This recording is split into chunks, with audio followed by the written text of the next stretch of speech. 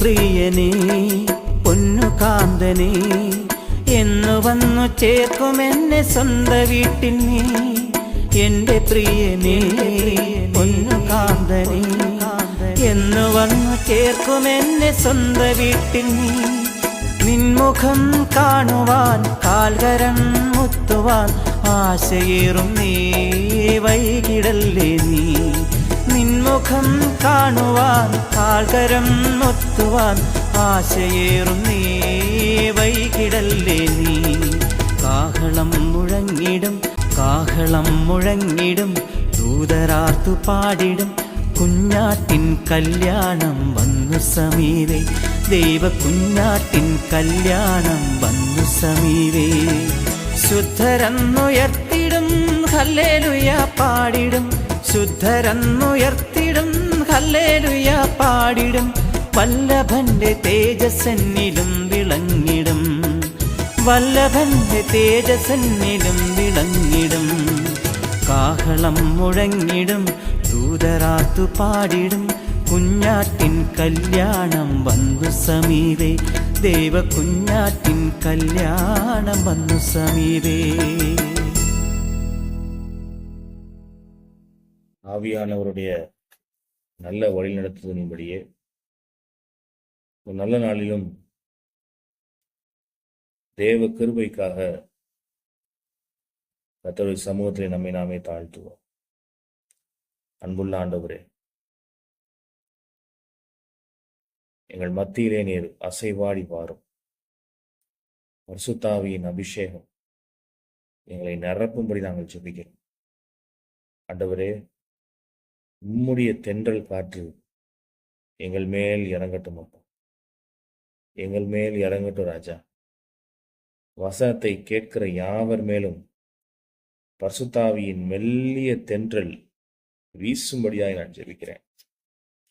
வாடையே எழும்பு, தென்றலே வா, அந்த பிசின் வடியை என் தோட்டத்தில் வீசு. என் நேசர் தம்முடைய தோட்டத்துக்கு வந்து தமது அருமையான கனிகளை அவர் புசிக்கட்டும்.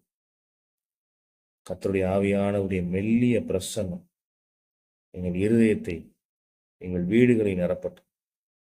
வசனத்தை கேட்க விடாமல் போராடுகிற ஆவிகள், வசனத்தை புரிந்து கொள்ள விடாமல் தடை செய்கிற பிசாசுகள், வசனத்தை இருதயத்தில் தங்க விடாமல் இருதயத்திலிருந்து பறித்து கொண்டு போகிற ஆவிகள், எல்லாவற்றையும் நான் கட்டி ஜெபிக்கிறேன். நசரேயனாகிய இயேசு கிறிஸ்துவின் நாமத்தில் நான் கட்டி ஜெபிக்கிறேன். எல்லாவற்றையும் பரிகரித்து நான் ஜெபிக்கிறேன். எல்லாவற்றையும் நான் சபித்து துரத்துறேன் இயேசுவின் நாமத்தினாலே. உம்முடைய வசனத்தை நான் பேசும் பொழுது என்னை மறைத்து உம்முடைய நாம மகிமைக்கென்று நீர் வெளிப்படும்படியாக நான் ஜெபிக்கிறேன். ஆண்டவரே, எனக்கு பேச தெரியாது. நான் திக்குவாயும் மந்தனாவும் உள்ளவன், வேதையான புறா. என்னை உம்முடைய அன்பு கரங்களிலே நான் தாழ்த்தி விட்டு கொடுக்கிறேன். நான் வாயை மாத்திரம் அசைப்பேன். என் நாவிலிருந்து பரிசுத்த ஆவியானவர் பேசும்படியாய் ஜெபிக்கிறேன். துதி கன மகிமையெல்லாம் உம்முடைய ஒருவருடைய பரிசுத்த நாமத்துக்கு நான் செலுத்துகிறேன். மீட்பரும் உலக இரட்சகருமாகிய இயேசு கிறிஸ்துவின் நாமத்தில் தாழ்மையாய் ஜெபிக்கிறேன். அன்பின் பிதாவே, ஆமென். பிரியமான தேவனுடைய பிள்ளைகளே, நல்ல நாளிலும் இந்த லென்த் காலங்களில் உன்னத பாட்டின் புஸ்தகம் 4ஆம் அதிகாரத்துக்குள்ளாய் கடந்து வர பரிசுத்த ஆவியானவர் இன்றைக்கும் நமக்கு கிருபை செய்திருக்கிறபடினாலே கர்த்தரை துதிக்கிறேன், ஸ்தோத்தரிக்கிறேன். இந்த நல்ல நாளிலும் 3 அதிகாரங்கள் வரைக்கும் நாம் பார்த்தோம். ஆத்துமநேசர் என்றால் யார்? சபையாகிய சூலமித்தி யார் என்பதையெல்லாம் நம்ம பார்த்தோம். சாலமோனுக்கும் சூலமித்தியாளுக்கும் இருக்கிற இந்த அன்பின் உரையாடலை கர்த்தர் எடுத்து ஆவிக்குரிய அர்த்தங்களை கொடுத்து அதை சபைக்கு கொடுத்திருக்கிறார். எனவே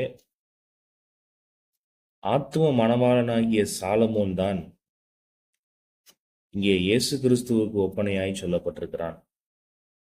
அந்த ஆக ஆத்தும மணவாளன் நமக்கு யாருன்னு சொன்னா இயேசு கிறிஸ்து. சூலமித்தியாள் எப்படி சாலமோனுக்கு ஒரு மணவாட்டியாய் காணப்பட்டாலோ, அதே போல சபையாகிய சூலமித்தி நாம் ஆட்டுக்குட்டியானவருடைய கல்யாண விருந்துக்கு போக போகிறோம். அவரோடு கூட திருமண பந்தத்திலே பரலோகத்தில் இணைய போகிறோம். என்றென்றைக்கும் மணவாளனோடு கூட அவர் இருதயத்தில் தங்குகிற மணவாளியாய், அவரோடு கூட வாசம் பண்ணுகிற மணவாளியாய், முடிவில்லாத நித்தியத்தை அங்கே சந்தோஷமாய் கழிக்க போகிறோம் என்றெல்லாம் போன அதிகாரத்திலே நாம் தியானித்தோம். இப்போ 4ஆம் அதிகாரத்துக்குள்ளாய் கர்த்தர் நம்மை கொண்டு வந்திருக்கிறார். இந்த 4ஆம் அதிகாரத்துல மணவாட்டியினுடைய தன்மைகள், அவளுடைய அழகுகளை பத்தி கர்த்தர் வர்ணிக்கிறார். மணவாட்டி எப்படிப்பட்ட ரூபவதியாய் இருக்கிறாள், அவளுக்கு எப்படிப்பட்ட நல்ல குணாதிசயங்கள் இருக்கிறது, அவள் எப்படிப்பட்டவள், அவளுடைய அந்த அழகின் தன்மைகள்லாம் என்ன, இதைத்தான் உன்னத பாட்டு 4ஆம் அதிகாரத்துல 16 வசனங்கள் இருக்கு. அந்த 16 வசனங்கள்லையும் நேசர் தம்முடைய முழு நேசத்தை மணவாட்டி மேல பொழிஞ்சு தன்னுடைய அன்பை அவர் வெளிப்படுத்துகிறார். மணவாட்டி எப்படிப்பட்டவள் என்பதையும் அங்கே சொல்லுகிறார். முதல் வாக்கியத்திலிருந்து வாசிக்க போகிறோம். தயவு செய்து வேத புஸ்தகத்தை கையில் எடுத்து வைத்துக் கொள்ளுங்கள். 803ஆம் பக்கம், பழைய ஏற்பாட்டில் 803, உன்னத பாட்டின் புஸ்தகம் 4ஆம் அதிகாரம்.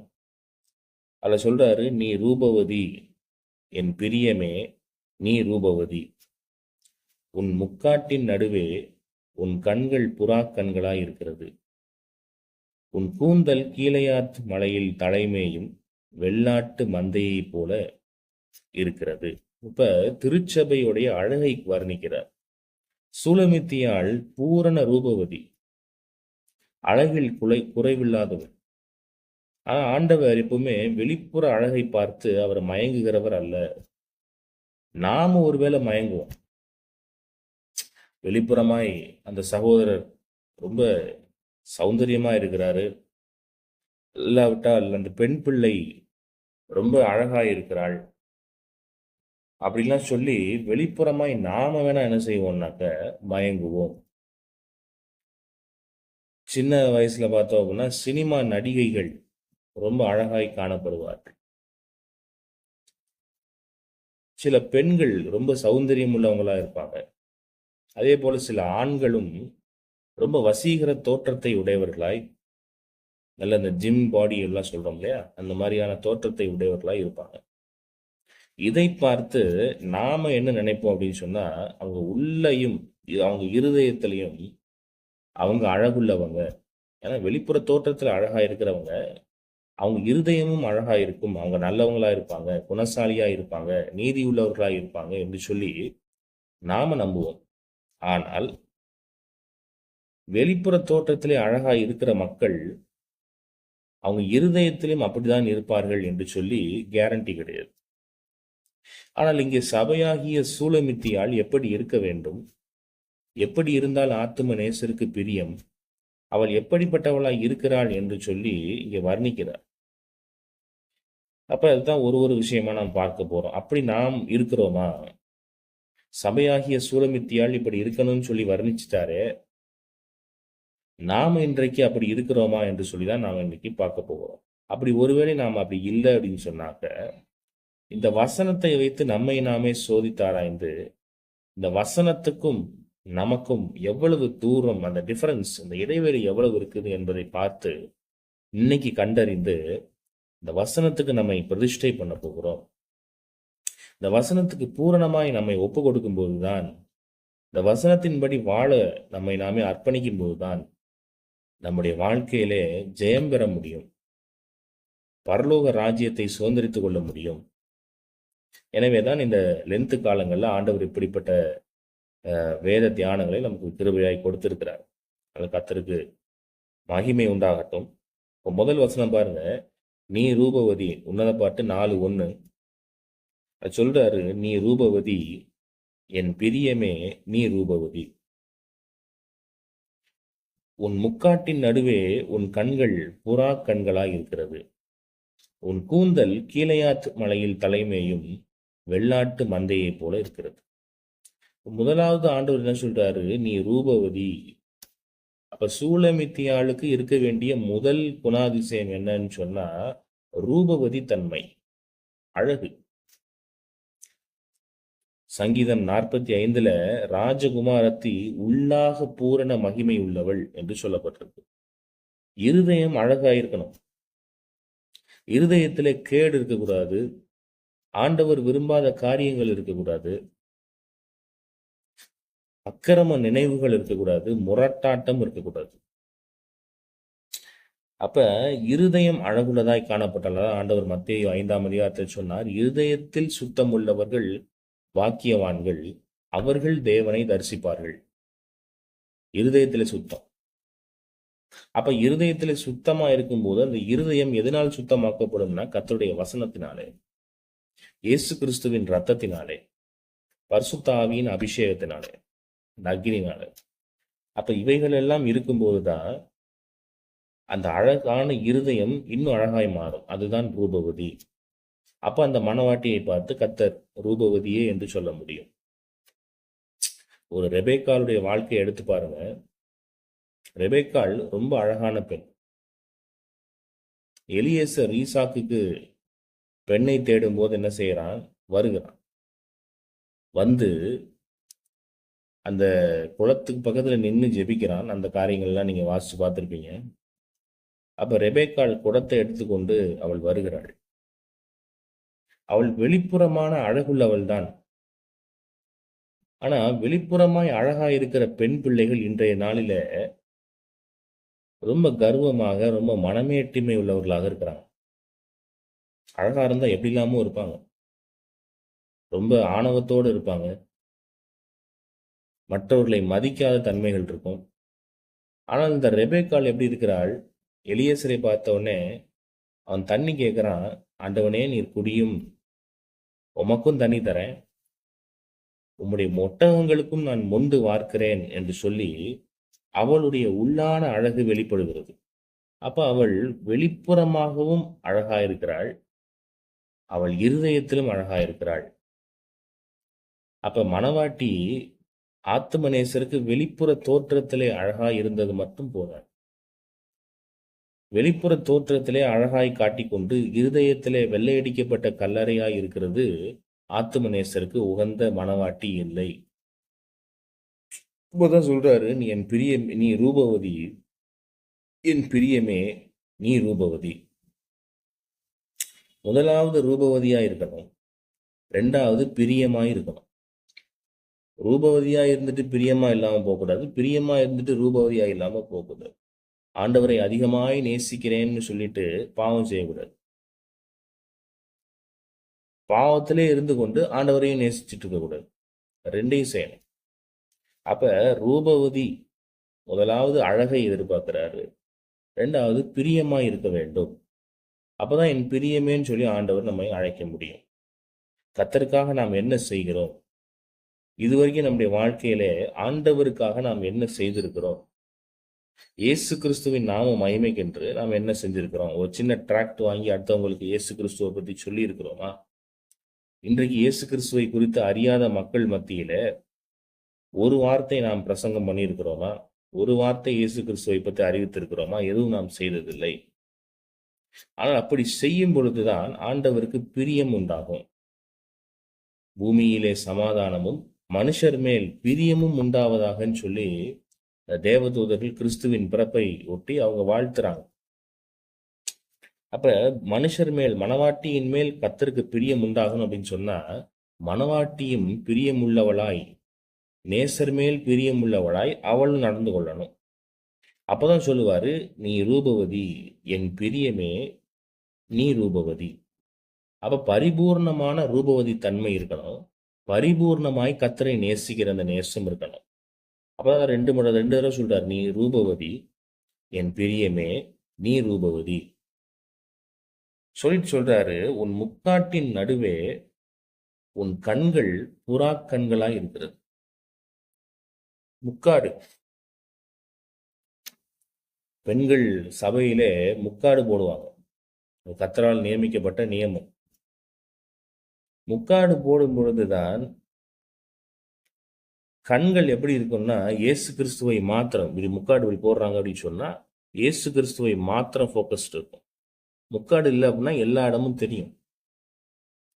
அப்ப இந்த ரூபவதியா இருக்கிற மணவாளி முக்காடை முதலாவது அணிந்து கொண்டிருக்கிறாள். நாம் ஏன் திருச்சபையில முக்காடு போட சொல்றோம் பெண்களுக்கு? ஏன் பவுல் அப்படி எழுதி வைத்திருக்கிறார்?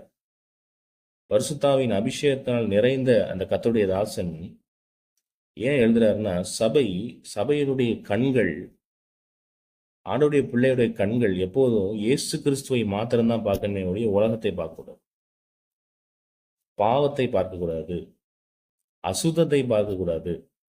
அப்படி இருக்கும்போதுதான் முக்காட்டின் நடுவே ஆண்டவர் கண்களை முதலாவது நோட் பண்றார்.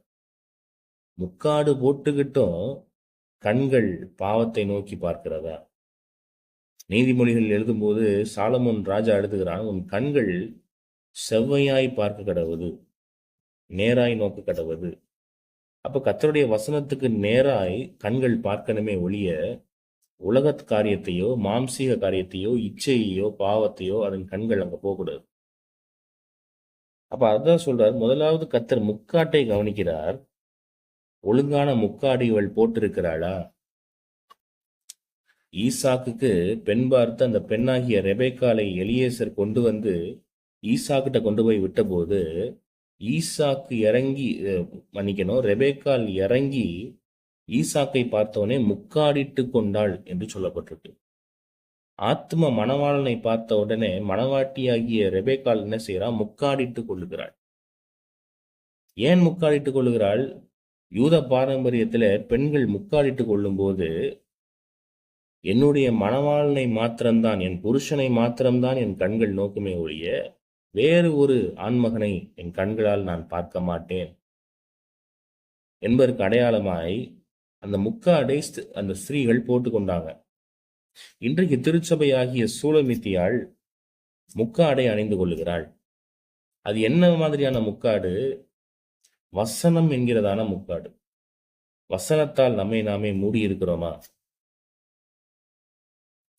இல்லைன்னா நம்முடைய கண்கள் இன்னைக்கு எதை பார்க்கிறது? ஏசாயா தீர்க்கதரிசியின் புஸ்தகம் 6ஆம் அதிகாரத்துல ஏசாயா தீர்க்கதரிசி எழுதுகிறான், சேனைகளின் கர்த்தராகிய ராஜாவை என் கண்கள் கண்டதே என்று எழுதுகிறான். இன்றைக்கு நம்முடைய கண்கள் எதை பார்த்து கொண்டிருக்கிறது? தேவ தூதர்களை நாம் பார்த்திருக்கிறோமா? இயேசு கிறிஸ்துவை தரிசிச்சிருக்கிறோமா? பரலோக தரிசனங்களை நாம் பார்த்திருக்கிறோமா? நம்முடைய வாழ்க்கையிலே தரிசனங்களை கண்டிருக்கிறோமா? அதை விட்டு விட்டு இன்னைக்கு நம்முடைய கண்கள் எதையோ நோக்கி கொண்டிருக்கு. முதலாவது ஆண்டவர் என்ன சொல்றார்? வசனமாகிய முக்காடை அணிந்து கொள். அந்த முக்காட்டை அணிந்து கொள்ளும் போதுதான் உன் கண்கள் இங்க அங்க திரும்பாது. அப்ப நேராய் பார்க்கும். குதிரைக்கு 2 சைடு இது வச்சது போல நேராய் பார்த்து நேராய் ஓடும். அப்ப அப்படி இருக்கும்போது அந்த கண்களையும் கர்த்தர் வர்ணிக்கிறார். முதல்ல முக்காட்டை கவனிக்கிறார். கவனிச்சுட்டு முக்காட்டின் நடுவே கண்கள் எப்படி இருக்கிறது? சில பேருக்கு முக்காடு போட்டாலும் கண்கள் சரியா இருக்காது. வெளிப்படுத்தின விசேஷத்துல சொல்றாரு, உன் கண்களுக்கு கரிக்கம் போட வேண்டும் என்று நான் உனக்கு ஆலோசனை சொல்லுகிறேன். 7 சபைகள்ல ஒரு சபைக்கு அப்படி எழுதுறாரு. அந்த சபை முக்காட்டை அணிந்து கொண்ட சபைதான். வசனமாகிய முக்காடை போட்டு கொண்டிருந்தாலும் அவங்களுக்கு என்ன இல்லைன்னா கண் இமைகள், கண்கள் கர்த்தரை மாத்திரம் நோக்கவில்லை, உலகத்தையும் பிசாசையும் நோக்கி கொண்டிருக்கும். இன்றைக்கு இயேசு கிறிஸ்துவை பார்த்து கொண்டிருக்கிறேன், இயேசு கிறிஸ்துவை மாத்திரமே சார்ந்து ஓடுகிறேன், அவர் மேல் மாத்திரம் என் கண்களை வைக்கிறேன் என்று சொல்லியும் நம்முடைய கண்களை அவரை விட்டு கொஞ்சம் திருப்பி பிசாசை நோக்கி பார்க்கிறோம்னு சொன்னா அது புறா கண்கள் கிடையாது, அது காக்காவுடைய கண்கள். காக்காவுடைய கண்கள் தான் எங்க செத்த பிணம் கிடக்குது, எங்க போய் செத்து போன எலி கிடக்கு, அதை போய் மேயலாம் என்று சொல்லியிருக்கு. ஆனால் புறாவின் கண்களோ அது தானியத்தை மாத்திரம் பார்க்கும். தானியம்ங்கிறது என்ன? கர்த்தருடைய வசனம். அந்த கர்த்தருடைய வசனத்தை மாத்திரம், கர்த்தரை மாத்திரம், இயேசுவை மாத்திரம் நோக்கி கொண்டிருக்கிற கண்கள் புறாவின் கண்கள். முதல்ல சொல்றாரு முக்காடை போடணும்.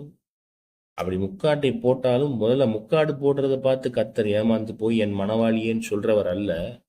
முக்காட்டுக்குள்ள கண்களை முதலாவது கர்த்தர் பார்க்கிறார். அந்த கண்கள் எப்படிப்பட்டதா இருக்கிறது? கண்ணானது சரீரத்தின் விளக்கா இருக்கிறதுன்னு சொல்றார். அப்ப கண் கெட்டு போச்சுன்னு சொன்னா சரீரம் முழுவதும் இருளடைந்து போகும். அப்ப அந்த கண் கெட்டு போய்விடக்கூடாது. அப்ப திருச்சபையாகிய சூலமித்தியாள் முக்காட்டை வசனமாகிய முக்காட்டை போட்டிருந்தாலும் கண்கள் எப்படிப்பட்டதா இருக்கிறது? புறா கண்களா இருக்கிறது. பெரோயா சபையார் காரியங்கள் இப்படியா இருக்கிறதான் வேத வாக்கியங்களை அனுதினமும் ஆராய்ந்தது உண்மைதான், முக்காட்டை போட்டது உண்மைதான். அப்போஸ்தலர் நடபடிகள் 17:14 வாசித்து பாருங்க. ஆனால் அவங்க கண்கள் எப்போது புறா கண்களா இருந்தது? அவங்க தெசலோனிக்கேயில் இருந்தவர்களை பார்க்கிலும், தெசலோனிக்க சபையில் இருந்தவர்களை பார்க்கிலும் நற்குணசாலிகளாய் இருந்ததினாலே அவங்களுடைய கண்கள் எப்படிப்பட்டதா இருந்தது? புறா கண்களா இருந்தது. புறா கண்களா இருந்தது. பாருங்க, அடுத்து சொல்றாரு, உன் கூந்தல் கீலேயாத்து மலையில் தலைமேயும் வெள்ளாட்டு மந்தையை போல இருக்கிறது. இப்ப ஸ்திரீக்கு கூந்தல் மகிமையாய் கொடுக்கப்பட்டிருக்கு. அப்ப புருஷர்கள் தலைமயிர நீளமாய் வளர்க்கக்கூடாது என்று சொல்லி பவுல் எழுதுகிறார். ஏன்னா தலைமுடி புருஷனுக்கு மகிமையாய் கொடுக்கப்பட்டிருக்கு. ஸ்திரீகளுக்கு கூந்தல் நீளமாய் வளர்க்கணும், அது அவங்களுக்கு மகிமை. அதே போல திருச்சபையாகிய சூலமித்தியாள் கூந்தல் எதற்கு ஒப்பனையாய் சொல்லப்பட்டிருக்குனாக்க அந்த அடர்த்தி, அது ஆத்துமாக்களின் பெருக்கம். எப்படி தலையிலே இருக்கிற முடியை எண்ண முடியாதோ அதே போல திருச்சபையாகிய மணவாட்டி ஆத்துமாக்களை அளவில்லாமல் ஆதாயம் செய்து கொண்டே இருக்க வேண்டும். அதை கூந்தலுக்கு ஒப்பிட்டு சொல்லுகிறார். கூந்தல் எதுவும் இல்லை அப்படின்னு சொன்னா தலை வழுக்கையாக மொட்டையாக போயிடும். அப்படிப்பட்ட நமக்கு ஒரு லுக் இருக்காது. அப்ப திருச்சபையிலே ஆத்துமாக்களே இல்லை, புதிய ஆத்துமாக்களே இல்லை அப்படின்னா அது அங்கங்க முடி கொட்டி போச்சுன்னா எப்படி தலை காணப்படுமோ அதே போலதான் அந்த கூந்தல்ல நிறைய முடி கொட்டி விழுந்துருச்சு அப்படின்னு சொன்னாங்க. ஒரு திருச்சபையாகி அந்த ஆத்துமாக்களின் கூட்டம் கூந்தலுக்கு ஒப்பனையாய் சொல்லப்பட்டிருக்கு. நிறைய ஆத்துமாக்கள் பின்வாங்கி போய்விட்டாலோ இல்ல புது ஆத்துமாக்களை இந்த திருச்சபையாகிய சூலமித்தி ஆதாயப்படுத்தலை அப்படின்னு சொன்னாலோ அது நல்லா இருக்காது. ஆனால் ஆதாயப்படுத்துகிறவளாய் இருக்க வேண்டும். அது கூந்தல்ல எவ்வளவு நிறைய தலைமுடி இருக்கிறதோ அது போல பெண்ணாகிய சூலமித்தியாள் அத்தனை பிள்ளைகளை பெற வேண்டும், ஆவிக்குரிய பிள்ளைகளை பெற்றெடுக்க வேண்டும். ஞானஸ்தானத்தின் மூலமாக புது புது ஆத்துமாக்களையும் அவள் ஆதாயம் செய்து கொண்டே இருக்கணும். அந்த ஆதாயம் செய்து கொண்டு திருச்சபைக்குள்ளே கொண்டு அவள் நடத்தும் போதுதான் கர்த்தர் மேலேந்து பார்க்கிறார். 2 சொல்றாரு. 1, உன் கூந்தல் கீலேயாத் மலையில் தலைமேயும் வெள்ளாட்டு மந்தையை போல இருக்கிறது. கீலேயாத் என்று சொல்லப்படுகிற அருமையான அந்த மலையில வெள்ளாட்டு மந்தைகள் மேய்ஞ்சுக்கிட்டு இருக்கு அப்படின்னா மேலேந்து பார்க்கும்போது, டாப் வியூல பார்க்கும்போது அருமையாய் தெரியும். அதே போலதான் சொல்றாரு, திருச்சபையாகிய சூலமித்தியே, நீ செய்த ஆத்தும ஆதாயம், எத்தனை லட்சக்கணக்கான ஆத்துமாக்களை நீ என் பக்கமாய் ஆதாயம் செய்திருக்கிறாய், இயேசு கிறிஸ்துவுக்காக ஆதாயம் செய்திருக்கிறாய். அந்த கூட்டத்தை நான் பார்க்கும்போது வெள்ளாட்டு மந்தையை போல, அது கீலேயாத்து மலையிலே தலைமேயும் வெள்ளாட்டு மந்தையை போல இருக்கிறது என்று சொல்லுகிறார். அந்த முதல் வசனத்துக்கான விளக்கம் வைக்கலாம். முதல்ல சொல்றாரு ரூபவதின்னு சொல்றாரு. 2வது நீ பிரியமாயிருக்க வேண்டும்னு சொல்றாரு. 3வது முக்காடை அணிந்து கொள்ளணும்னு சொல்றாரு. அப்படி முக்காட்டை அணிந்து கொண்டாலும் உன் கண்கள் புறா கண்களாக இருக்கணும்னு சொல்றாரு. அடுத்து என்ன சொல்றாரு? கூந்தலை குறித்து சொல்றாரு. உன் கூந்தல் கீலேயாத் மலையில் தலைமேயும் வெள்ளாட்டு மந்தையை போல இருக்கிறது என்று சொல்றாரு. அது ஆத்தும ஆதாயத்தை செஞ்சுக்கிட்டே இருக்கு. தலைமுடி கொட்டி போச்சு அப்படின்னாக்கா முகம் தலை பார்க்க நல்லா இருக்காது. அதே போல ஆத்துமாக்கள் சபையில இன்னைக்கு லண்டன் எல்லாம் பாத்தீங்க அப்படின்னா சபைகள் வெறுமையா இருக்குது. இன்னைக்கு இங்கிலாந்துடைய நிலைமை அதுதான். ஒரு காலத்துல மிஷினரிகளை உலகம் முழுக்க அனுப்பின தேசம் இன்றைக்கு சர்ச்சஸ்ல எல்லாமே மசூதிகளாய், முகமதியர்களுடைய மசூதிகளாய் மாறிக்கொண்டிருக்கு. எவ்வளவு ஒரு அவல நிலை. அப்படியே சில சர்ச்சஸ் நடந்தாலுமே ரொம்ப வயதானவங்க, அந்த காலத்துல ஆண்டவருக்குள்ள இருந்தவங்க மாத்திரம்தான் உட்கார்றாங்களே ஒழிய வாலிப பிள்ளைகள் இல்லவே இல்லை. அப்ப அந்த சபையாகிய சூலமித்தியோடைய கூந்தல் கீழையாத்து மலையிலே தலைமை வெள்ளாட்டு மந்தையை போல கூந்தல் அடர்த்தியா இருக்குன்னு சொல்ல முடியாது. சொட்டை விழுந்து போச்சுன்னு தான் சொல்லணும், மொட்டை ஆயிடுச்சுன்னு தான் சொல்லணும். மொட்டை அடிக்கப்பட்டு விட்டது என்று தான் சொல்லணும். இன்னைக்கு லண்டன்ல நான் கேள்விப்பட்ட ஒரு செய்தி, எத்தனையோ விதமான சபைகள் இன்றைக்கு இஸ்லாமிய மார்க்கத்தை பின்பற்றி போய் மசூதிகளாய் மாறிக்கொண்டிருக்கிறது. லண்டன்ல நடந்தது, இன்றைக்கும் அது நடந்து கொண்டிருக்கிறது. உலகத்துக்கு மிஷினரிகளை அனுப்பி கொடுத்த தேசம் இந்திய தேசத்துக்கு, எத்தனையோ தமிழ்நாட்டுக்கு எத்தனையோ விதமான மிஷினரிகளை அனுப்பின இங்கிலாந்து தேசம் இன்னைக்கு இப்படிப்பட்ட அவல நிலையை சந்தித்து வருகிறது. ஒரு காலத்துல இங்கிலாந்துல இருந்த பரிசுத்தவான்கள் எப்படி கொடிகட்டி கத்தரிக்காய் பிரகாசித்த பறந்தாங்கிறது ஒரு தனி வரலாறு இருக்கு. ஆனால் இன்றைக்கு பாருங்க, இந்த தேசம் நாசமாய் போயிற்று. எதனாலே வசனமாகிய முக்காட்டை அந்த தேசத்து மணவாட்டி போட்டிருந்தாலும் ஆண்டவர் விரும்பாத அந்நிய தெய்வ ஆராதனையை இங்கிலாந்து தேசத்தார் உள்ளே கொண்டு வந்ததின் நிமித்தம் விழுந்து போனார்கள். அதான் சொல்றாரு, முக்காட்டின் நடுவே உன் கண்கள் புறா கண்களாய் இருக்கிறது. முக்காடு போடுறது பெருசு இல்லை, வசனத்தை 10,000 தடவை வாசிக்கிறது பெருசு இல்லை. நம்முடைய கண்கள் ஸ்டில் எதை நோக்கி இருக்கிறது? முக்காடு போட்டாலும், எத்தனை முறை வசனத்தை சொல்லி கொடுத்தாலும் அவங்க அந்த பழைய காரியங்கள்லேயே திரும்ப தொடர்ந்துருப்பாங்க. அப்ப எப்படி புறா கண்களாய் இருக்க முடியும்? எப்படி பரலோக ராஜ்யத்தை சுதந்திரிச்சு கொள்ள முடியும்? அப்ப வசனமாகிய முக்காட்டை இங்கிலாந்து தேசத்தார் ஒரு காலத்துல பயங்கரமாய் போட்டிருந்தாங்க. அப்படி போட்டிருந்தாலும் கண்கள் கொஞ்சம் கொஞ்சமாய் அந்த பக்கம் திரும்பிடுச்சு. எந்த பக்கம் திரும்பிச்சு? பிசாசு பக்கம் திரும்பி விட்டது. இன்றைக்கு இங்கிலாந்திலே அவல நிலை. எத்தனையோ புறஜாதி கோவில்கள். இங்கிலாந்து தேசம் ஒரு காலத்துல கிறிஸ்தவ தேசமாய் இருந்த இங்கிலாந்து தேசமும் அமெரிக்க தேசமும் இன்றைக்கு எத்தனையோ விதமான அந்நிய தெய்வ கோவில்கள் 2 நாடுகளே இருக்கு. அதன் காரணமா இன்னைக்கு அமெரிக்காவுடைய நிலை என்ன? பொருளாதாரத்துல சரிஞ்சுக்கிட்டே வருது. 2வது, பைபிளை சிங்காசனத்துல வைத்து இயேசு கிறிஸ்து தான் இங்கிலாந்து தேசத்தை ஆளுகிறவர் என்று சொன்ன அவங்களுடைய எத்தனையோ விதமான ராஜாக்கள் இங்கிலாந்து தேசத்துல. அப்படி இருந்தபோது பயங்கர ஆசீர்வாதமா இருந்தவங்க என்றைக்கு அவங்க கண்கள் புறா கண்களாய் இல்லாமல் கொஞ்சம் கொஞ்சமாய் பிசாசு பக்கமும் விபச்சார வேசித்தனங்கள் பக்கமும் அசுத்தங்களின் பக்கமும் திரும்ப திரும்ப திரும்ப அவர்கள் இன்றைக்கு அக்கினிக்கு இரையாய் வைக்கப்பட்டிருக்கிறார்கள். அக்கினிக்கு இரையாக வைக்கப்பட்டிருக்கிறாங்க. கர்த்தருடைய நியாய தீர்ப்பு நாளில் அந்த தேசம் பரலோக ராஜ்யத்துக்கு போக முடியாதபடி அக்கினி கடலிலே போய் விழும்படிக்கு அந்த தேசத்தார் இன்றைக்கு நியாய தீர்ப்புக்கு ஏதுவாய் வைக்கப்பட்டிருக்கிறார்கள். அப்ப கூந்தல் கீழையாத்து மலையில் தலைமையும் வெள்ளாட்டு மந்தையை போல ஒரு காலத்தில் காணப்பட்ட கூந்தல் எப்படி ஆயிடுச்சு? மொட்டை அடிக்கப்பட்டு போயிடுச்சு. ஒரு ஆட்டுக்குட்டியும் இல்லை. வெறுமனையான மலையை போல இங்கிலாந்து தேசம் காணப்படுச்சு. தான் முதல் வசனத்துக்கான தியானம் இதுதான். சரி, 2வது வசனத்தை பார்ப்போம். சொல்றாரு, உன் பற்கள் மயிறு கத்தரிக்கப்பட்ட பின் குளிப்பாட்டப்பட்டு கரையேறுகிறவைகளும் ஒன்றானாலும் மலடாயிராமல் எல்லாம் ஆட்டுக்குட்டி ஈன்றவைகளுமான ஆட்டு மந்தையை போல இருக்கிறது.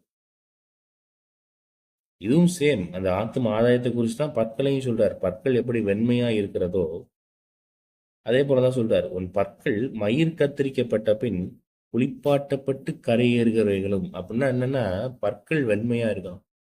நீங்க நம்ம டென்டிஸ்ட் கிட்ட போறோம் அப்படின்னா பல்லு வெள்ளையா இருக்கணும். பல்லு மஞ்சள் படிஞ்சிருக்குது, இல்ல கரைப்பட்டிருக்கு, இல்ல சொத்தையா இருக்கு அப்படின்னா அதை கிளீன் பண்ணணும்னு சொல்லுவாங்க. அப்ப சபையாகிய சூலமித்தியோட பற்கள் கோணலா இருக்கக்கூடாது. பற்கள் நேரா இருக்கணும். பற்கள் வெண்மையா இருக்கணும். அப்படி வெண்மையான பற்கள் மட்டும்தான் பாத்தீங்கன்னா அது எப்படி ஒப்பனையாய் சொல்லப்படுது? ஆத்தும ஆதாயத்துக்கு ஒப்பனையாய் சொல்லப்படுது. ரட்சிக்கப்பட்ட ஆத்துமாக்களை ஸ்நானம் எடுத்து திருச்சபையிலே சேர்த்து அவர்களுக்கு உபதேசத்தை கொடுத்து அவங்களுக்கு திருவிருந்தை கொடுத்து அவங்களுக்கு நித்திய ராஜ்யத்தை கொடுத்து சொல்லி இதையெல்லாம் சொல்லும்போது அது பாலை போல பற்கள் வெண்மையா இருக்கும். யாக்கோபு தன்னுடைய குமாரர்களை ஆசீர்வதிக்கும் போது அவன் இப்படிப்பட்ட ஒரு வார்த்தையை சொல்றான். ஆதியாகமத்தின் புஸ்தகம் 49ஆம் அதிகாரத்தை எடுத்து பார்த்தீங்கன்னு சொல்லி சொன்னாங்க. ஆதியாகமம் 49 ஆஹ், யூதா யூதா கோத்திரத்தை ஆசீர்வதிக்கும் போது யாக்கோபு சொல்றான், ஆதியாகமம் 49:12, அவன் கண்கள் திராட்சை ரசத்தினால் சிவப்பாயும் அவன் பற்கள் பாலினால் வெண்மையுமாயும் இருக்கும். அப்ப புறா கண்கள் என்ன? திராட்சை ரசத்தினால் சிவப்பு. அப்பமும் தண்ணீரும், அதாவது அப்பமும் திராட்சை ரசமும் நாம் எடுக்கிறோம் திருவிருந்துல. அது எடுத்து எடுத்து எடுத்து நம்முடைய கண்களிலே இயேசு கிறிஸ்துவின் ரத்தம் மாத்திரம் தங்கி இருக்கும். நம்முடைய கண்கள்ல பாத்தீங்க பாருங்க, கண்கள்ல என்ன தங்கி இருக்கணும்னு சொல்றான்? இயேசு கிறிஸ்துவின் ரத்தம். அதான் அவன் கண்கள் திராட்சை ரசத்தினால் சிவப்பாய் காணப்படுகிறது. கண்கள்ல இயேசு கிறிஸ்துவின் ரத்தம் எப்போதும் என்ன செய்யணும்? தங்கி இருக்கணும். அப்பதான் இங்க அசுத்தமான காரியங்களை நாம் பார்க்க மாட்டோம். நம்முடைய கண்களை இயேசு கிறிஸ்துவின் ரத்தத்தினால அனுதினம் நம்ம என்ன செய்யணும்? கழுவிக்கொண்டே இருக்கணும். 2வது சொல்றான், அவன் பற்கள் பாலினால் வெண்மையா இருக்கும். அப்படி இயேசு கிறிஸ்துவின் ரத்தத்தினாலே நம்முடைய கண்களை கழுவிக்கொண்டே இருந்தோம்னா நம்முடைய கண்கள் புறாவின் கண்கள். 2வது பற்கள் ஆத்தும ஆதாயத்தை குறிக்குது. பற்கள் ஒரு பல்லு விழுந்து போச்சு, இந்த புதுசா ஒரு பல்லு வைக்க முடியாது, அது ஆர்டிபிஷியல். அவ பற்களை விழாமல் நம்ம தான் என்ன செய்யணும்? பாதுகாத்து வைத்துக் கொள்ளணும். அத்தனை பற்கள் விழுந்து போனா என்ன ஆகும்? பல்லு போச்சுன்னா போச்சு அப்படின்னு சொல்லுவாங்க. அதே போல ஆத்துமாக்கள் சபையை விட்டு போய்விட்டான்னு சொன்னா அது சபையே போய்விடும். அப்ப ஆத்தும ஆதாயம் என்பது பற்களுக்கு ஒப்பனையாய் சொல்லப்பட்டிருக்கு. மேல இருக்கிற வசனத்துல ஆட்டு மந்தைக்கு ஒப்பனையாய் சொல்லப்பட்டிருக்கு. இங்க பற்கள் ஆத்தும ஆதாயம் பண்ணி அந்த ஆத்தும ஆதாயம் வெண்மையாய், சுத்தமும் வெண்மையுமாய் அவங்க திகழணும். கரைதிரை இல்லாத திருச்சபையாய் அவர்கள் காணப்பட வேண்டும் என்பதை குறிக்குது. அப்ப உன் பற்கள் எப்படி இருக்கணும்? பாலை போல வெண்மையா இருக்கிறதுன்னு சொல்லி யாக்கோபு யூதா கோத்திரத்தை ஆசீர்வதிக்கிறான். அதே போல யூதாவின் வம்சாவளியிலே வந்த இயேசு கிறிஸ்து, அந்த ஆத்தும மணவாளன், நம்மை என்ன செய்கிறார்? தம்முடைய சந்ததிக்குள் இருக்கிற நம்மையும் சுலமித்தியாகி மாற்றி நாம் செய்கிற ஆத்தும ஆதாயங்கள் எப்படி இருக்கணும்னு சொல்றாரு? பியூரா இருக்கணுங்கிறார். பற்கள் வெண்மையா இருக்கணும். அது போல ஆத்துமாக்கள் வெண்மையா இருக்கணும். ஆத்துமாக்கள்கிட்ட நம்ம ஆதாயம் பண்ணுகிற அந்த ஆத்துமாக்கள் கரைதிரை இல்லாதவர்களாய் நாம் வழி நடத்த வேண்டும். அப்ப உன் பற்கள் மயிர் கத்தரிக்கப்பட்ட பின் குளிப்பாட்டப்பட்டு கரையேறுகிறவைகள். அப்ப மயிரை முதல்ல கத்தரிக்கிறார். மயிருங்கிறது என்னது? இந்த இடத்துல எதை குறிக்குதுன்னு சொன்னா அசுத்தமான பாவங்கள். ஒரு ஆட்டுக்குட்டிய மயிர் கத்தரிப்பாங்க. அதை எடுத்துதான் ஃபர்ரு, கோட்லாம் செய்யறாங்க. இப்ப முதலாவது ஆட்டுக்குட்டி என்ன செய்யறாங்க? மயிர் கத்தரிக்கிறார். கத்தரிக்கும் போது என்ன ஆகும்? நம்முடைய பழைய பாவங்கள், ஆண்டவர் விரும்பாத அசுத்தங்கள், இந்த இடத்துல மயிர் கத்தரிக்கிறதுன்னு சொல்றது அசுத்தத்தை கத்தரித்து போடுறார். அதெல்லாம் என்ன ஆகுது? மயிர் கத்தரிக்கப்பட்டது என்ன ஆகுது? பழைய அசுத்தங்களை கத்தரிச்சு போட்டுதான் நம்மைக்கு ஞானஸ்தானமே கொடுக்கணும். நீங்க வர்றவன் போறவனுக்கெல்லாம் ஞானஸ்தானம் கொடுக்கிற சபையார்கள் இருக்கிறார்கள். ஒருவன் ஞானஸ்தானம் பெற வரான் அப்படின்னு சொன்னா பழைய பாவத்தை மயிர் கத்தரிச்சு போடுறது போல கத்தரிச்சு போட வேண்டும். அதான் இங்க சொல்றாரு, உன் பற்கள் மயிர் கத்தரிக்கப்பட்ட பின் குளிப்பாட்டப்பட்டு. எப்படி ஹேர் கட் பண்ணிட்டு வந்ததுக்கு அப்புறம் குளிக்கிறோமோ அதே போல பழைய பாவத்தை விட்டு வந்த உடனே ஸ்நானம் எடுக்க வேண்டும், ஞானஸ்தானம் எடுக்கும். அதான் பவுலை பார்த்து அனனியா சொல்றான், நீ ஏன் தாமதிக்கிறாய்? நீ உடனடியாக மனம் திரும்பி ஞானஸ்தானம் பெற்றுக்கொள். பாவத்தை விட்டோன்னு சொன்னா அடுத்த ஸ்டெப் ஞானஸ்தானம். ஞானஸ்தானம் எடுக்கிறோமா திருவிருத்து. ஆனால் பாவத்தை விடாமல் ஸ்நானம் எடுக்கக்கூடாது. அப்ப சொல்றாரு, உன் பற்கள் வெண்மையா இருக்கணும். ஆனா எப்படி? அதுக்கு என்னென்ன கண்டிஷன் சொல்றாரு பாருங்க. மயிர் கத்தரிக்கப்பட்ட பின் குளிப்பாட்டப்பட்டு கரையேறுகிறவைகளும். முதல்ல மயிர் கத்திரிக்கிறதுனா பாவத்தை கத்திரிச்சு போடணுங்கிறாரு. 2வது குளிப்பாட்டப்பட்டு கரையேறணும். ஞானஸ்தானம் வாங்கி கரையேறி எங்க சேரணும்? சபைக்குள்ள சேரணும். மணவாட்டியாய் லிஸ்ட்ல சேரணும்.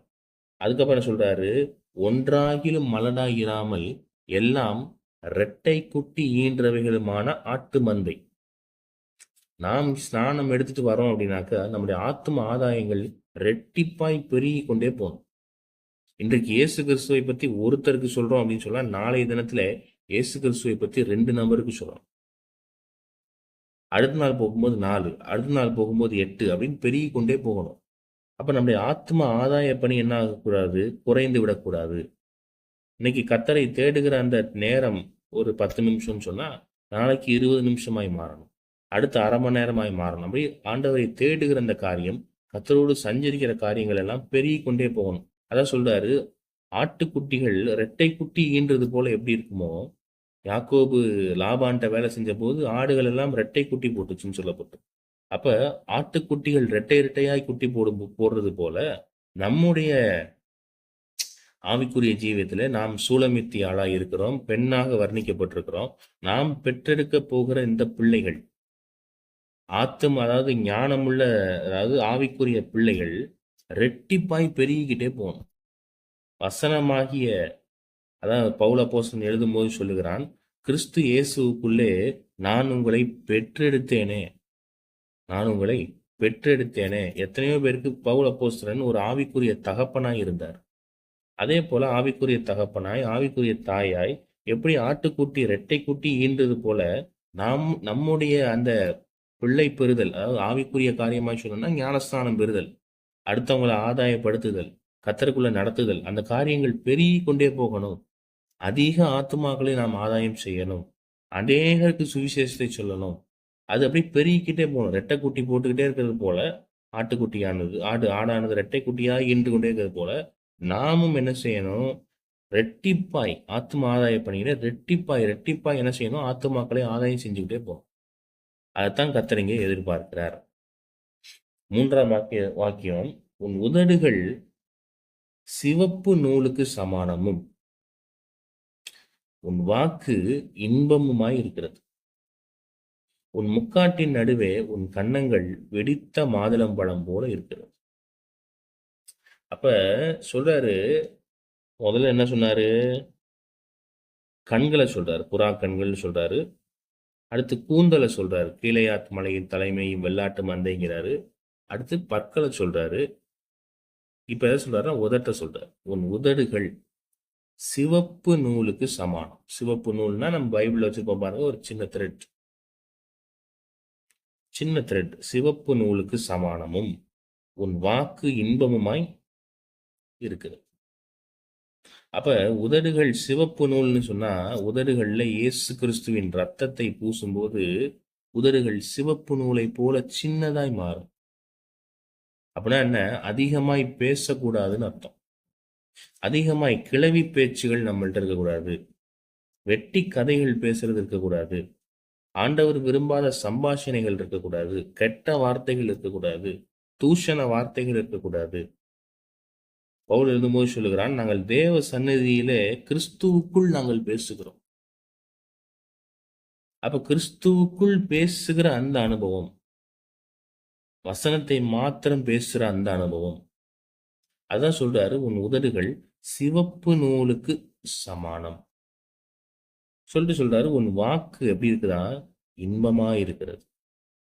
அப்படி சிவப்பு நூலை போல, சிலர் சொல்லுவோம் அவருக்கெல்லாம் வாய் பெருசு, பேசிக்கிட்டே போவா அப்படின்னு சொல்லுவோம்.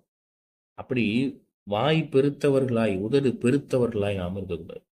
அப்ப நம்முடைய திருச்சபையாகிய சூலமித்தியோட உதடுகளை என்ன சொல்றாரு? சிவப்பு நூலை போல மென்மையாய், லேசா தான் இருக்கும். 2வது, உன் வாக்கு இன்பமா இருக்கிறது. பேசுற வார்த்தைகள், சபையாகிய மனவாட்டி பேசுற வார்த்தைகள் கர்த்தருக்கு இன்பமா இருக்கணுமே ஒழிய கர்த்தருடைய இருதயத்தை வேதனைப்படுத்துகிறதாய் மாற்றக்கூடாது. கோயம்புத்தூர்ல ஒருவர் தேவ தூஷணமாய் சபை நடத்துறாரு. ஆனால் இதே உன்னத பாட்டை பார்த்து கர்த்தர் தகாத முறையில பெண்களை அவர் பார்க்கிறார், கர்த்தர் சைட் அடிக்கிறார் என்று சொல்லி தேவ தூஷணம் ஒருத்தர் சொன்னார். அப்ப அவருடைய உதடுகள் சிவப்பு நூல் அல்ல, அவருடைய வாக்கு இன்பம் அல்ல. எந்த வாக்கு இன்பம்? இயேசு கிறிஸ்துவை புகழ்ந்து ஆத்தும மணவாளனுடைய வருகைக்கு எதிர்பார்த்து கர்த்தரை அனுதினமும் துதிக்கிற சபைதான் மணவாட்டி. கர்த்தரை தூஷிக்கிறவர்கள் அல்ல. அப்படியே பேசியிருக்கிறார். யூடியூப்ல இன்னைக்கும் இருக்குது. கர்த்தரை அவ்வளவு கொடியதாய் தூஷிக்கும்படி இப்படி ஒரு பொல்லாத ஊழியக்காரன் எதுக்கு? அவனை எப்படி ஆண்டவர் என் மணவாளியேன்னு சொல்ல முடியும்? அவனுடைய உதடுகள் எப்படி சிவப்பு நூலுக்கு சமானமா இருக்க முடியும்? அவன் பேசுகிற அந்த வார்த்தைகள், அந்த வாக்கு எப்படி நேசருக்கு இன்பத்தை கொடுக்க முடியும்? அது கர்த்தருக்கு துன்பத்தை தான் கொடுக்கும். அப்ப நாம அப்படி பேசக்கூடாது. ஆண்டவர் விரும்பாத வார்த்தைகள் நாம் பேசக்கூடாது. நம்முடைய வார்த்தைகள் சுருக்கமா இருக்கணும். பிரசங்கியின் புஸ்தகத்திலே சாலமோன் ஞானி எழுதும்போது எழுதுகிறான், உன் வார்த்தைகள் சுருக்கமா இருக்க கடவுள். சுருக்கமா பேசணும். மத்தேயு சுவிசேஷத்துல ஆண்டவர் சொல்றார், தேவையில்லாம பேசணும் அப்படின்னு சொன்னா, நியாய தீர்ப்பு நாளிலே மனுஷன் பேசுகிற ஒவ்வொரு வீண் வார்த்தைக்கும் கணக்கு ஒப்புவிக்க வேண்டும் அப்படின்னு சொல்றார். வீணான வார்த்தைகளுக்கு கணக்கு சொல்லணுங்கிறார். அப்ப வீணான வார்த்தைகளை மனவாட்டி பேசக்கூடாது, கெட்ட வார்த்தைகள் பேசக்கூடாது, ஆண்டவர் விரும்பாத சம்பாஷணைகள், அது நல்லொழுக்கத்தை கெடுக்கும் என்று சொல்லப்பட்டிருக்கு. அந்த நல்லொழுக்கத்தை கெடுக்கிற சம்பாஷணைகள் நம்ம உதட்டிலேருந்து வருதுன்னு சொன்னா, நம்முடைய உதடுகள் எதுக்கு சமானம் அல்ல? சிவப்பு நூலுக்கு சமானம் இல்லை. நம்முடைய வாக்கு இன்பமாகவும் கர்த்தருக்கு இருக்காது. அப்ப நம்முடைய உதடுகளை தொட்டு இந்த ஏசாயா தீர்க்கதரிசி அதே 6ஆம் அதிகாரத்துல நான் முன்னமே சொன்னேன், சேனைகளின் கர்த்தராகிய ராஜாவை என் கண்கள் கண்டதேன்னு சொல்றான். ஆனாலும் ஏசாயாவுக்கு ஒரு மைனஸ் பாயிண்ட் இருக்கு. அவன் அதை ஒத்துக்கொள்றான். என்ன சொல்றான்?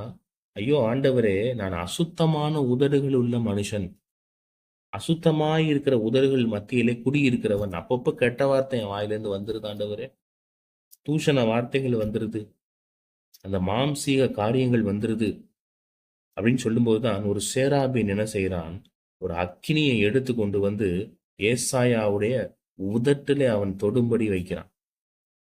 தொடர்ந்து சொல்றான், உன் அக்கிரமம் நிவர்த்தி ஆயிற்று. அந்த அக்கினி என்ன? பர்சுத்தாவின் அக்கினி.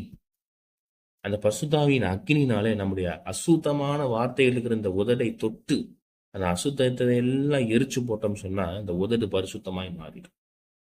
உதடு எப்படிப்பட்டது? பரிசுத்தமாய் மாறி. அப்பதான் நம்முடைய உதடுகளை பார்த்து கர்த்தர் என்ன சொல்லுவார்? உன் உதடுகள் சிவப்பு நூலுக்கு சமானம். அடுத்த உதடுகளிலிருந்து ஸ்தோத்திர பலிகளை நாம் செலுத்தி கொண்டே இருக்கும்போது, கர்த்தரை எக்காலத்தில் நான் ஸ்தோத்தரிப்பேன், உங்கள் உதடுகளின் காளையாகிய ஸ்தோத்திர பலியை செலுத்துங்கள் என்று பவுல் எழுதுகிறான். அப்ப உதடுகளின் காளையாகிய ஸ்தோத்திர பலியை செலுத்தும் போதுதான் நம்முடைய உதடுகள் சிவப்பு நூலுக்கு சமானமா இருக்கும். நாம் செய்கிற அந்த ஸ்தோத்திரங்கள் கர்த்தருக்கு இன்பமா இருக்கும். அதான் உன் வாக்கு இன்பமா இருக்கிறது. அடுத்து சொல்றாரு, உன் முக்காட்டின் நடுவே உன் கன்னங்கள் வெடித்த மாதுளம்பழம் போல இருக்கிறது. முதல்ல முக்காட்டின் நடுவே எதை பார்த்தாரு? முதல் வசனத்துல கண்களை பார்த்து புறா கண்கள்னு சொல்றாரு. திரும்ப முக்காட்டை பார்த்துட்டு என்ன சொல்றாரு? கண்களை பார்த்துட்டாரு. இப்ப எங்க பாக்குறாரு? கன்னங்களை பார்க்கிறாரு. கன்னங்களை பார்த்து சொல்றாரு, உன் முக்காட்டின் நடுவே உன் கன்னங்கள் வெடித்த மாதுளம்பழம். மாதுளம்பழம் அது மரத்திலே அப்படியே வெடிச்சது, முத்துக்கள் செதறிச்சுன்னு சொன்னா அந்த மாதுளம்பழம் ரொம்ப ருசியா இருக்கும். அப்ப ஒரு வெடித்த அனுபவம், ஒரு பரிபூர்ணமாப்பட்ட ஒரு அனுபவம், ஆண்டவரோடு சஞ்சரிக்கிறதுல ஒரு முதிர்ந்த அனுபவம், ரொம்ப வெல் எக்ஸ்பீரியன்ஸ்ட். வேலைக்கெல்லாம் அப்ளை பண்ணோம்னா இத்தனை வருஷம் எக்ஸ்பீரியன்ஸ் இருக்கான்னு கேட்குறாங்க. அப்படிப்பட்டவங்கள தான் ப்ரிஃபர் பண்றாங்க. அப்ப அதுபோல ஆண்டவர் என்ன சொல்றாரு? உனக்கு என்னோடு நடந்து நடந்து நடந்து என்னோடு பேசி பேசி பேசி அந்த முதிர்ந்த அனுபவம் உனக்கு வேணும். வெல் எக்ஸ்பீரியன்ஸ்டு பிரைடா நீ இருக்கணும். அப்பதான் அதை எதுக்கு ஒப்பனையா சொல்றாரு? மாதுளம்பழம் சாதாரணமா மரத்துல அது தொங்கி கொண்டுருச்சுன்னு சொன்னா அந்த அளவுக்கு ருசி இல்லை. ருசி தான், ஆனா அந்த அளவுக்கு ருசி இல்லை. ஆனா அதை காட்டிலும் மேலான ருசி என்னன்னு சொன்னா, அது வெடிச்சு முத்துக்கள் சிதறி வெடித்த மாதுளம்பழமா இருக்கும்போதுதான் இன்னும் ருசி அதிகம். அப்ப அப்படிப்பட்டதாய் நம்முடைய கன்னங்கள் இருக்கணும். நம்முடைய கன்னங்களை பார்த்தோம் அப்படின்னு சொன்னாலே அதுலேயே தெரியும் இவங்க ஆண்டவரோடு நடக்கிறவங்க. எப்பவுமே கன்னங்கள் காட்டி கொடுக்கும். நாம் ஒரு பாவம் செய்யறோம்னா நம்முடைய கன்னங்கள் அப்படியே சூம்பி போகும். நாம் பரிசுத்தமாய் கர்த்தரை துதிக்கிறோம்னா கன்னங்கள் அப்படியே அழகா தெரியும். கன்னமே அழகா இருக்கேன்னு சொல்லுவாங்க. அப்ப கன்னங்களைத்தான் முதல்ல ஆண்டவர் பார்க்கிறார். ஒரு பாவம் செஞ்சுட்டு நம்முடைய முகத்தை போய் கனல்ல பாருங்க, நம்முடைய கன்னங்கள் அப்படியே ஒட்டி போயிடும். ஆனால் இதே கர்த்தரை துதிச்சுட்டு போய் கண்ணாடியில போய் பாருங்க, நம்முடைய கன்னங்கள் அவ்வளவு அழகாய் பளபளன்னு இருக்கும். அதான் உன் முக்காட்டின் நடுவே உன் கன்னங்கள் வெடித்த மாதுளம்பழம் போல இருக்கிறது. 4வது வசனத்தை சொல்றாரு, உன் கழுத்து பராக்கிரமசாலிகளின் கேடகங்களாகிய 1000 பரிசைகள் தூக்கி இருக்கிற ஆயுதசாலையாக்கப்பட்ட தாவீதின் கோபுரம் போல இருக்கிறது. அடுத்து கழுத்தை பத்தி சொல்றாரு. கழுத்தை பத்தி என்ன சொல்றாரு? அது பராக்கிரமசாலிகளின் கேடகங்களாகிய 1000 பரிசைகள் தூக்கி இருக்கிற ஆயுதசாலையாக்கப்பட்ட தாவீதின் கோபுரம் போல அது இருக்கிறது. அப்ப கழுத்து எப்பவுமே ஸ்ட்ராங்கா இருக்கணும். நான் சின்ன குழந்தையா இருக்கும்போது எனக்கு கழுத்து நிக்காதுன்னு சொல்லுவாங்க. இப்படி இப்படி இப்படி ஆடிக்கிட்டே இருக்கும். அப்ப இன்னைக்கு சபையாகிய கழுத்து ஆடிக்கிட்டே இருக்கக்கூடாது, ஸ்டெடியா இருக்கணும். கழுத்து நின்னாதான் தலை சரியா நிற்கும். அப்ப அடிப்படை உபதேசம் சரியா இருக்க வேண்டும். தலையையும் சரீரத்தையும் இணைக்கிறது என்ன? கழுத்து. தலையாகிய கிறிஸ்துவையும் சபையாகிய மணவாட்டி சரீரத்தையும் இணைக்கிறது எது? இந்த கழுத்து. அப்ப இந்த கழுத்து சரியா ஸ்டிஃபா இருக்கணும். ஆண்டவரோடு இருக்கிற அந்த ஐக்கியம், அப்படி உறவு பிரிட்ஜு சரியா இருக்கணும். அதுவே இப்படி இப்படி இப்படி இப்படி ஆடிட்டு இருந்துச்சு அப்படின்னாக்க விளங்காது. இப்போ ஆண்டவரோடு கூட இருக்கிற அந்த அனுபவம், கனெக்ஷன் சரியா இருக்கணும். அதான் சொல்றாரு, உன் கழுத்து அவ்வளவு ஸ்ட்ராங்கா இருக்கு. ஆண்டவரோடும் எனக்கும் இருக்கிற உறவு ஸ்ட்ராங்கா இருக்கு. இப்போது கர்த்தர் என்னை நோக்கி நான் கர்த்தரை நோக்கி கூப்பிட்டாலும் கர்த்தர் உடனே என் வீட்டுக்குள்ள இறங்கி வருவார். அதுதான் அந்த பிரிட்ஜ் ஸ்ட்ராங்கா இருக்கிறது. நான் இப்போது கர்த்தரை வேண்டிக் கொள்ளுவேன், அப்போது இடி மின்னல்கள் உண்டாகும்படி செய்வார் என்று சொல்லி மோசே சொல்றான். ஏசாயா தீர்க்கதரிசி கர்த்தரை நோக்கி கூப்பிட்ட போது அவர் ஆகாசுடைய சூரிய கடிகாரத்தில் 10 சாயை பின்னிட்டு திரும்பும்படி செய்தார். அப்ப அவங்களுக்கும் சபையாகி அவங்களுக்கும் கர்த்தராகி அவருக்கும் தலைக்கும் சபைக்கும் இணைக்கிற அந்த பாலமாகிய கழுத்து ஸ்ட்ராங்கா இருந்திருக்கு. கனெக்ஷன் ஸ்ட்ராங்கா இருந்திருக்கு. இன்னைக்கு நாம் அப்படி இருக்கிறோமா? எந்த இடத்துல நம்முடைய கழுத்து தொஞ்சு போயிருக்குது? எந்த இடத்துல கழுத்து வலியோடு நாம் இருக்கிறோம்? எந்த இடத்துல கழுத்து வீக்கா இருக்குது? இன்றைக்கு நாம் அதை சரி செய்வோம். அது எப்படி மாற வேண்டும்? பராக்கிரமசாலிகளின் கேடகங்களாகிய 1000 பரிசைகள் தூக்கி இருக்கிற ஆயுத சாலை. அந்த ஆயுத சாலைக்குள்ள எதிரிகளால் வர முடியாது. தாவீதின் கோபுரத்தை போல இருக்கிறது. தாவீது சியோன் கோட்டையை பிடிச்சான். தாவீதின் மேல் படையெடுத்து யாராலையும் ஜெயிக்க முடியல. அந்த அளவுக்கு பயங்கரமான டிஃபென்ஸ் அவன் வச்சிருந்தான். ஏன் அப்படி வச்சிருந்தான்? அவன் மேல் இருந்த அபிஷேகம் அப்படிப்பட்டது. அப்ப தாவீதின் கோபுரத்தை போல கழுத்து இருக்க வேண்டும்.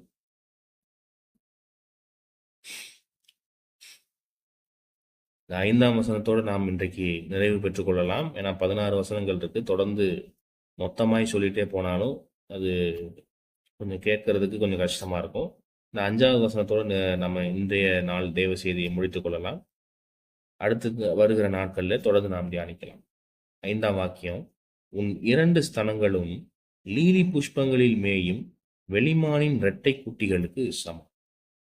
2 ஸ்தனங்கள் என்று சொல்லப்படுவது கர்த்தர் கற்பித்த 2 கட்டளைகள். ஒன்று, உன் தேவனாகிய கர்த்தரை உன் முழு இருதயத்தோடும் உன் முழு ஆத்மாவோடும் உன் முழு மனதோடும் உன் முழு பலத்தோடும் அன்பு கூறுவாயாக. அது ஒன்று. 2வது, நீ உன்னில் அன்பு கூறுவது போல பிறனிலும் அன்பு கூறுவாயாக. அது 2 ஸ்தனங்களுக்கு ஒப்பனையாய் சொல்லப்பட்டிருக்கு. இந்த 2ல ஏதாவது ஒண்ணு இல்லை அப்படின்னு சொல்லி சொன்னாலும் அது நல்லா இருக்காது. அப்ப அது எப்படி இருக்குது? அது லீலி புஷ்பங்களில் மேயும் வெளிமானின் இரட்டை குட்டிகளுக்கு சமானம். அதான் ரொம்ப அழகா வர்ணிக்கிறது. வெளிமானின் இரட்டை குட்டிகள் எப்படி லீலி புஷ்பங்கள்ல மேய்ந்து அழகாய் இருக்குமோ, அதுபோல சபையாகிய சூலமித்தியால் புதிய ஏற்பாட்டிலே கர்த்தர் கை கொள்ளும்படி கட்டளையிட்ட இந்த 2 கட்டளைகளை தன் 2 ஸ்தனங்களாய் அவள் பாவித்துக் கொண்டிருக்கும் போதுதான் அவளுக்கு அது அழகு. அதுதான் அவளுக்கு உயிர். அதுதான் அவளுக்கு ரொம்ப முக்கியம். அதை எப்படி வர்ணிக்கிறார்? லீலி புஷ்பங்களில் மேயும் வெளிமானின் இரட்டை குட்டிகளுக்கு சமானம். அப்ப இந்த 2 கட்டளையும் எடுத்து எங்க வைக்கணும்னு சொல்றாரு? இருதயத்திலே வைக்க வேண்டும், நெஞ்சிலே பதித்து வைத்துக் கொள்ள வேண்டும். 2 புறமும், வலது பக்கமும் சரி இடது பக்கம் நெஞ்சிலையும் சரி என்ன செய்யணும்? கர்த்தர் கொடுத்த அந்த 2 கட்டளைகள். முதல்ல ஆண்டவரை நேசி, 2வது உன்னை போல பிறனையும் நேசி. அந்த 2 கட்டளைகளையும் 2 ஸ்தலங்களாய் வர்ணிக்கிறார். 2 நெஞ்சாய் வர்ணிக்கிறார். அது இருக்கணும். சிலருக்கு பார்த்தீங்கன்னா, நெஞ்சில கேன்சர் வந்து நெஞ்சில டிபி வந்து என்ன பண்ணுவாங்க, ஒரு பக்கத்து நெஞ்சையே கட் பண்ணி வெளியே எடுத்திருப்பாங்க. அப்படி இருக்கக்கூடாது. இந்த 2 கட்டளைகள் ஏதாவது ஒண்ண கைப்பிடிச்சுட்டு ஒண்ணு ஆண்டவர மாத்திரம் நேசிச்சுட்டு அடுத்தவங்கள நேசிக்காம இருப்போம். இல்ல அடுத்தவங்கள மாத்திரம் நேசிச்சுட்டு ஆண்டவர நேசிக்காம இருப்போம். 2ல ஏதாவது ஒண்ண மட்டும் செய்யக்கூடாது. 2யுமே செய்ய வேண்டும். டிபி வந்து இல்ல லங் கேன்சர் வந்து இல்ல நெஞ்சில கேன்சர் வந்து ஒரு பக்கத்து நெஞ்சையே கட் பண்ணி வெளியே எடுத்தவங்கலாம் இருக்காங்க. அது ரொம்ப அசிங்கமா இருக்கும் பார்க்கறதுக்கு. அப்படி இருக்கக்கூடாது. 2 நெஞ்சிலையும் 2 ஸ்தனங்களிலேயும் லீலி புஷ்பங்கள் தலைமை மேயும் வெறிமான் இரட்டை குட்டிகள் எப்படி அழகா இருக்கிறதோ அதே போல ஒன்றை ஒரு ஒரு கட்டளை எந்த பக்கமும் இன்னொரு கட்டளையை வலது புறத்திலும் இடது புறத்திலும் வைத்து கொள்ள வேண்டும். அதான் ஈவனா இருக்கும், அதுதான் அழகா இருக்கும் என்று சொல்லுகிறார். ஸோ இதோட இன்றைய நாளுடைய தேவ செய்தியை நாம் நிறைவுக்கு கொண்டு வரலாம். அதிகமாய் நம்ம தியானிச்சுட்டே போறோம் அப்படின்னு சொன்னா அந்த கண்டினியூஸா புரியாது. அதனால இந்த 5 வசனங்களை இன்றைக்கு கர்த்தருடைய ஆவியானவர் நமக்கு கொடுத்திருக்கிறார். உன்னத பாட்டின் புஸ்தகம் 4ஆம் அதிகாரம் முதல் 5 வசனங்களை நாம தியானிச்சிருக்கிறோம். தொடர்ந்து வருகிற நாட்களிலே ஆண்டவர் அடுத்தடுத்த வசனங்களை தியானிக்க நமக்கு கிருபை செய்வாராக. ஆண்டவருடைய நாமத்தில் உங்களை வாழ்த்துகிறேன். கர்த்தர் உங்களை ஆசீர்வதிப்பாராக. God bless you.